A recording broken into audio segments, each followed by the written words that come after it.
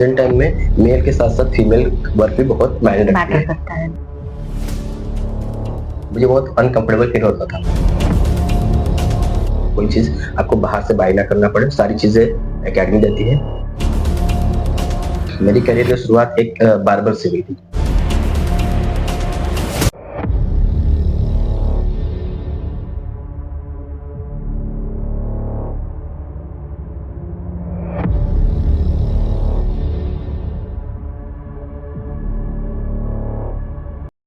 VLCC school of beauty provide करता है 100% job assistance. आइए जानते हैं कि इस बात में कितनी सच्चाई है। आज हमारे साथ बैठे हैं हमारे एक्स स्टूडेंट आनंद शर्मा, जिन्होंने अपने करियर की शुरुआत एज अ बार्बर करी थी। आज वो एक यूनिसेक्स हेयर। तो आइए आज आनंद से ही सुनते हैं उनके सक्सेस की स्टोरी। हेलो आनंद, पहले तो थैंक यू इतना टाइम निकालकर हमारे साथ बातचीत करने के लिए। It's my pleasure. क्यों ना आप हमारे जो व्यूअर्स हैं उनको एक छोटा सा इंट्रोडक्शन दे आपका। हेलो, मेरा नाम आनंद शर्मा है और मैं स्कूल ऑफ ब्यूटी वाराणसी से एब्सोल्यूट हेयर ड्रेसिंग प्रोग्राम का कोर्स करके भी अपना जॉब प्लेसमेंट मुझे मिला है। सो मैं भी जॉब कर रहा हूँ।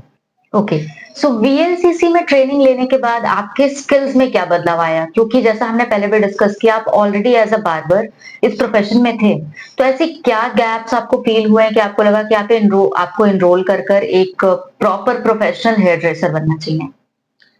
एक्चुअली क्या था कि मेरी करियर की शुरुआत एक बार्बर से हुई थी।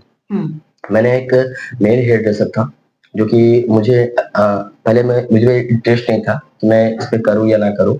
मुझे बहुत अनकंफर्टेबल फील होता था। ठीक है, तो मैं इसको भी कर नहीं पाता था ज्यादातर। तो फिर मैंने धीरे धीरे अपने बड़े भाई के साथ शुरुआत किया मैंने इसकी। तो उन्होंने मुझे धीरे धीरे दिलाया कि यार ये काम करो आप, ठीक है, इसमें ज्यादा अच्छा है और इससे करियर भी बेस्ट है इन द फ्यूचर। ठीक है, तो उसमें मैं धीरे धीरे धीरे मेल स्टार्ट किया। मेल करते करते फिर मुझे इंटरेस्ट हुआ कि यार ये काम मेरे लिए बेहतर है, मेरे स्किल के लिए बेहतर है। जो प्रेजेंट टाइम में जो चीजें चल रही है कि आज की डेट में लोगों को ग्रूम करना, ठीक है, लोगों को अपना मतलब एक होता है ना कॉन्फिडेंस लेवल। अगर आप किसी को अपने एक मेल हेयर स्टाइलिस्ट बनने का मतलब ये है कि आप अपना उसमें कॉन्फिडेंस देते हो, अपना एक बेस्ट देते हो और अपने एक जो अब वर्क है उसके लिए आप अपने वर्क के लिए काम करते हो, ना कि दूसरे के लिए काम करते हो, है ना। तो वो मुझे इंटरेस्ट हुआ कि यार मुझे ये चीजें करना चाहिए। तो मैंने मेल के साथ साथ मैंने सोचा कि इसमें अगर मेल के साथ साथ फीमेल अगर हो जाए तो मेरे करियर के बेस्ट होगा, क्योंकि प्रेजेंट टाइम में मेल के साथ साथ फीमेल वर्क भी बहुत मायने रखती मैटर है। करता है, बिल्कुल। सो इसका मतलब आप पहले एज अ बार्बर सिर्फ मेल जो थे उन पर वर्क करते थे। आपने आपके स्किल को अपग्रेड किया, आपको फीमेल के साथ भी वर्क करना था, बेसिकली यूनिसेक्स लाइन में वर्क करना था। उसकी वजह से आपने खुद को अपग्रेड किया। तो एक बार्बर में और एक प्रोफेशनल हेयर ड्रेसर में अगर हम इस तरीके से बात करें तो क्या ऐसे मेजर डिफरेंसेस होते हैं? एक बार्बर क्या करता है, हम क्यों एक बार्बर के पास जाएं, और हमें क्यों एक प्रोफेशनल हेयर ड्रेसर के पास जाना चाहिए? जब मैं एक नॉर्मल बार्बर था तो उतना मुझे नॉलेज नहीं था हर चीजों का कि कैसे वर्क करते हैं, क्या करते हैं, केमिकल वर्क जो प्रेजेंट टाइम में चल रहा है, कलर या फिर स्मूथनिंग वगैरह। तो अब मैं जब हेयर ड्रेसर बन चुका हूँ एक, तो वो चीजें मैं बहुत इजीली कर पाता हूँ जो आज के प्रेजेंट टाइम में लोग एक बार्बर नॉर्मल बार्बर नहीं कर पाता है। तो मैं इजीली नॉर्मल स्मूथनिंग जो भी केमिकल वर्क है, हेयर स्टाइलिंग है, अलग अलग टाइप्स की कटिंग, एडवांस कटिंग है, वो चीजें मैं इजीली कर पाता हूँ एज ए हेयर एक बेस्ट हेयर ड्रेसर बनने के बाद। मतलब अगर हम आपकी बात को समाप्त करें तो आप अभी तक कटिंग्स पे फोकस करते थे, बट अभी आप कंफर्टेबली कॉन्फिडेंस के साथ केमिकल वर्क, स्टाइलिंग, कटिंग सारी चीजें कर सकते हो, मेल एंड फीमेल दोनों ऑडियंसेस पे। Okay, that's great. So VLCC के ट्रेनर्स और जो भी फैकल्टी है यहाँ पर, उन्होंने किस तरीके से हेल्प किया आपको आपका कॉन्फिडेंस बूस्ट करने में या फिर आपकी ग्रोथ में? उनका क्या हाथ रहा है? यहाँ की जो फर्स्ट मेरा था, तो मैंने फर्स्ट टाइम एडमिशन लेने आया था, तो मेरा कॉन्फिडेंस लेवल बहुत ही डाउन था कि यार मैं क्या कर सकता हूँ इसमें, मतलब बहुत ज्यादा पैसे हैं मेरे पास, उसकी प्रोवाइड नहीं कर सकता मैं, तो मैं किस तरह से उसको करूँ, क्योंकि यहाँ के थोड़ा कॉस्ट भी ज्यादा थे। तो इसलिए मुझे लेके थोड़ा अनकंफर्टेबल हो गया कि यार एक साथ मैं पेमेंट कैसे कर सकता हूँ। तो मैम ने बहुत अच्छा सोल्यूशन दिया कि आप यहाँ पे डाउन पेमेंट करके आप आराम से अपना कोर्स कर सकते हो अच्छे से। बहुत सारी चीजें और जो जो चीजें प्रोवाइड, सपोज एकेडमीज होती हैं कि अपने प्रोडक्ट बाहर से आप बाय करना पड़ेगा आपको, यहाँ पर मैं आपको केवल लर्निंग्स करा सकता हूँ, बट प्रोडक्ट आप बाहर से बाय करना पड़ेगा आपको। बट यहाँ पर मैम ने बहुत सारी चीजें यहाँ पे प्रोवाइड कराई, एक पूरा टूल किट्स दिए, मतलब हर चीजें जो यहाँ एक हेयर ड्रेसर को चाहिए। आई थिंक ये हेयर ड्रेसर ही नहीं, जो मेकअप आर्टिस्ट भी हैं, सभी लोग को एक टूल किट्स प्रोवाइड कराते हैं। कोई चीज़ आपको बाहर से बाय ना करना पड़े, सारी चीज़ें अकेडमी देती है। आपको हर एक चीज़ें, तो बहुत सारी चीज़ें यहाँ से हेल्प हुई। अच्छा, तो हर एक तो मैम मतलब जब आप एनरोल कराते हो उसके अलावा आपकी कोई कॉस्टिंग नहीं आती, कोई किट्स के लिए, कोई प्रोडक्ट्स के लिए कुछ आपको खुद के घर से नहीं लाना होता है? नहीं, नहीं, ये सब चीज़ें कुछ भी नहीं है, सारी हमारी अकेडमी प्रोवाइड कराती है। ये ओके, चीज़ A to Z. Okay. So faculty आपकी कितनी हेल्पफुल रही? मतलब उनके साथ आप क्योंकि आपकी जो फैकल्टी थी वो एक फीमेल ट्रेनर है, जी। तो ये कैसा एक्सपीरियंस रहा? क्या फीमेल का क्या स्कोप है? आप कितना कंफर्टेबल थे सीखने के टाइम पे?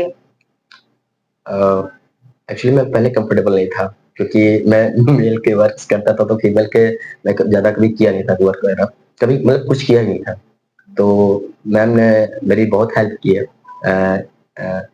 ऋतु में बहुत श्रेय जाता है इसका। तो सो इन्होंने मैं बहुत हेल्प की है, मतलब एक-एक चीज़ें, मतलब हैंड्स जो उनको मतलब अच्छे से कैसे उसको होल्ड करते हैं, कैसे कट करते हैं, एक-एक चीज़ मैम ने बहुत ही बारीकी से मुझे बताया कि मुझे कोई भी प्रॉब्लम नहीं हुआ। तो ऋतु मैम ने मुझे बहुत हेल्प किया, यहाँ एज़ जो हेयर ड्रेसर ट्रेनर, बहुत बेस्ट। बहुत अच्छी बात है, ऋतु मैम सुनेंगी तो उन्हें बहुत अच्छा लगेगा। तो कोर्स पूरा करने के बाद जब आपको जॉब असिस्टेंस यहाँ से प्रोवाइड की गई एंड जब आपको आपकी पहली जॉब मिली, तो वो फीलिंग कैसी थी? जब मेरा जॉब प्लेसमेंट मुझे मिला था, तो उतना मुझे मतलब अनकम्फर्टेबल फील हो रहा था, जब फर्स्ट टाइम मेरा इंटरव्यू था, तो कि कैसे चीज़ें क्या है, बट यहाँ की मैम यहाँ जो वीएलसी की मैम है, जो हर चीज़ें, तो हर एक चीज़ें पहले चीज़ें फर्स्ट टाइम में हम लोग को ये होता है कि पहले मॉक इंटरव्यू होता है। हर एक चीज़ के बारे में बताया जाता है कि कैसे हम लोग इंटरव्यू देते हैं, कैसे क्या करते हैं, किस जगह पे कैसे हमारे को मुझे सामने वाले को बोलना है, ठीक है? कैसे हमारे क्वेश्चन्स आएँगे।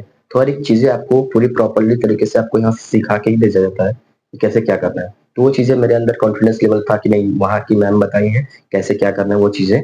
तो मैंने फर्स्ट टाइम जाके इंटरव्यू दिया, तो मेरा बहुत अच्छा हुआ इंटरव्यू।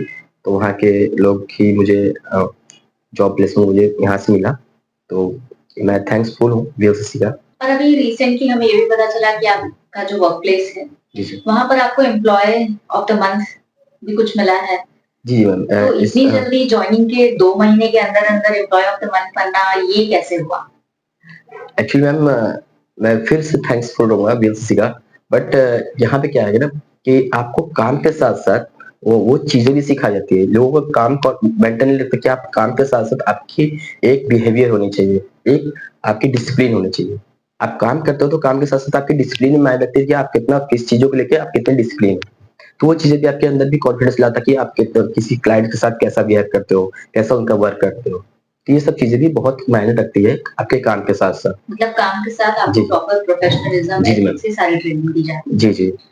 आनंद, अभी हमने थोड़ी देर पहले डिस्कस किया था, आपने हमें ये ज़िक्र किया इस बात का कि फीस मार्केट के अकॉर्डिंग आपको थोड़ी-सी ज़्यादा लग रही थी। जी, जी। फिर भी आप वीएलसीसी ही क्यों आए? वीएलसीसी को ही क्यों चुना आपने? एक्चुअली मैम वीएलसीसी क्या है कि बाहर की जो चीज़ें अलग हैं, बाहर की अकेडमीज़ अलग हैं, यहाँ की चीज़ें अलग हैं। अब बाहर की चीज़ों में क्या है कि वहाँ के जो प्रोडक्ट्स हैं, वो प्रोवाइड नहीं कराते हैं। जैसे एडमिशन ले लिया, प्रोडक्ट है, आपको बाहर से बाय करना है। सर्टिफ़िकेट लेना है, तो उसमें आपको बहुत सारी प्रॉब्लम क्रिएट करते हैं। सर्टिफ़िकेट लेट करेंगे, या फिर नॉर्मल चीज़ें कि सर्टिफ़िकेट के बाद आपको ये इतना पे करना पड़ेगा। बट वीएलसीसी में ऐसा कुछ भी नहीं है।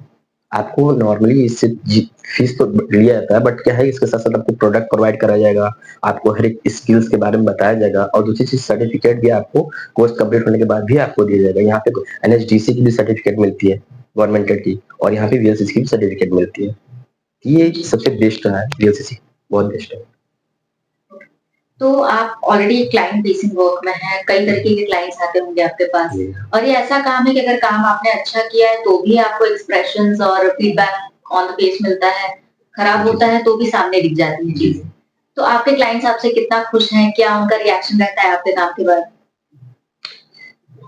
मैं कभी भी काम करता हूँ तो पहले क्लाइंट को कंसल्टेट करता हूँ।